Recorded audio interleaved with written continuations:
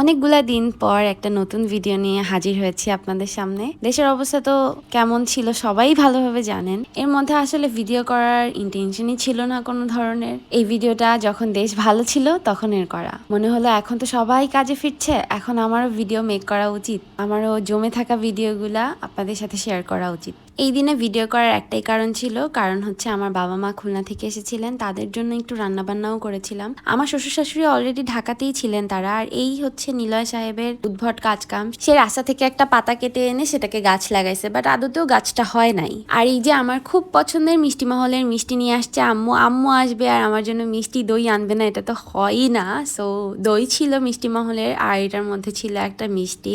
আপনারা যারা আমার রেগুলার ব্লগ দেখেন তারা হয়তো বা খুব ভালোভাবেই জানেন আমি খুলনার দই মিষ্টি এত বেশি পছন্দ করি, আমি যখন নিজে যাই তখন আমি নিজেও কিনে নিয়ে আসি। আর আম্মু অনেক অনেক রকমের তরকারি নিয়ে আসছিল, যেমন ভুড়ি রান্না করে নিয়ে আসছিল, নেহারি রান্না করে নিয়ে আসছিল, আর এই যে ছিল রাজমিঠাইয়ের এই লাড্ডুটা, এই লাড্ডুটা আমার পছন্দ, আমার ছেলেও পছন্দ করে মাশাল্লাহ। খাওয়া দাওয়া শেষ করে আমরা বসছি আম্মুর লাগেজ খুলবো, এই জন্য আম্মু নুরাহানের জন্য জামা কাপড় নিয়ে আসছে বানায়, এইগুলাই বসে দেখতেছিলাম।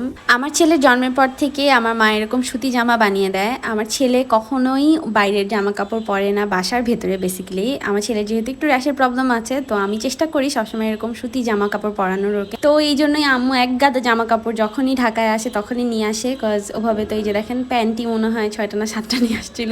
বিকেলবেলা চিন্তা করলাম সবাইকে নিয়ে একটু হেঁটে আসা যাক, আমাদের বাসার পাশে যে সুন্দর কিছু জায়গা আছে, এখানে তো তাদেরকে নিয়ে ঘুরতে আসা হয়নি কখনো। তা আব্বুকে নিয়ে আসতে চেয়েছিলাম, বাট আব্বু বাদে সবাই ছিল। একবার নুরাহান আম্মুর কোলে উঠছিল আর একবার তার দাদার কোলে উঠছিল, এভাবেই সে ঘুরে বেরিয়েছে। সে তো আবার বেশিক্ষণ হাঁটতে পারে না, তার হাঁটলে তার পায়ে হয়তো বা ব্যথা করে, আরও নো, সে টায়ার্ড হয়ে পড়ে। তারপর তার ঘ্যানঘ্যানানি শুরু হয় যে কখন সে মানুষের কোলে কোলে ঘুরে বেড়াবে।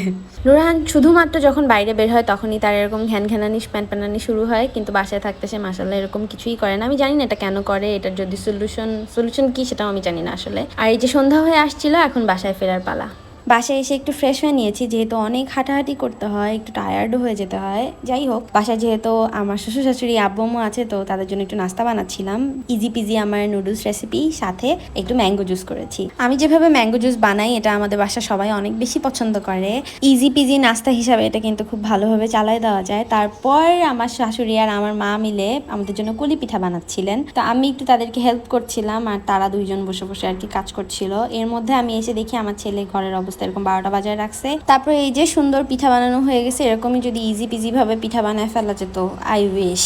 কিন্তু এটার পেছনে যে কি পরিমাণে স্ট্রাগল যায় প্রত্যেকটা মানুষের, যারা বানায় তারাই বুঝে। এটা ঠিক তার পরের দিনকার ভ্লগ। আব্বু আম্মু তো এইভাবে ঢাকায় আসে না, ম্যাক্সিমাম সময় আম্মু আসে, বাবা তো ওরকম ভাবে আসে না। তো আমার প্ল্যান ছিল যে সবাইকে নিয়ে একটু বাইরে ঘুরতে যাওয়া, এই জন্যই সবাইকে নিয়ে মুক্তিযুদ্ধ জাদুঘরে চলে গেলাম। আমার অনেক দিনের ইচ্ছা ছিল এখানে যাওয়ার, বাট হয়ে উঠছিল না, আমাদের বাসা থেকেও বেশ দূরে হয়ে যায় জায়গাটা। যাই হোক, মেট্রো রেলের কারণেই গিয়েছিলাম। সেরকম কোনো ফুটেজ নাই, সেরকম কোনো আমাদের কোনো ছবি নাই এই দিনের, তার কারণ আমরা অনেক দেরি করে ফেলছিলাম। নুরাহানকে খাওয়াতে, ওকে ঘুম পড়াতে, ওকে ঘুম থেকে উঠাতে এত ঝামেলা হয়ে গেছিল ওই দিন। ছোটখাটো অল্প কিছু জায়গাতে আমরা ঘুরতে পেরেছিলাম, দেখতে পেরেছিলাম, এই আর কি। আমরা ওখানে যে একদমই এনজয় করতে পারি নাই। জায়গাটা এত সুন্দর করে সাজানো সবকিছু, কিন্তু আমরা এক্সপ্লোর করতে পারি নাই। আর এক ছিল নুরাহান, তারপরে তো দেরি হয়ে গিয়েছে, আমরা জাস্ট শেষ হওয়ার মনে হয় 30 মিনিটস আগে আমরা ঢুকেছিলাম। So that was our bad luck, but ইনশাল্লাহ নেক্সট টাইম আবার যাবো, যে একদম প্রপার ভিডিও করে আপনাদের জন্য নিয়ে আসবো। তো আজকে এখানেই আল্লাহ হাফেজ বলতেছি সবাইকে। তারপর এই যে রাত হয়ে গেছে দেখতে পাচ্ছেন, আমরা হচ্ছে বের হয়ে বাসার দিকে আসতেছি। তো ইয়েস,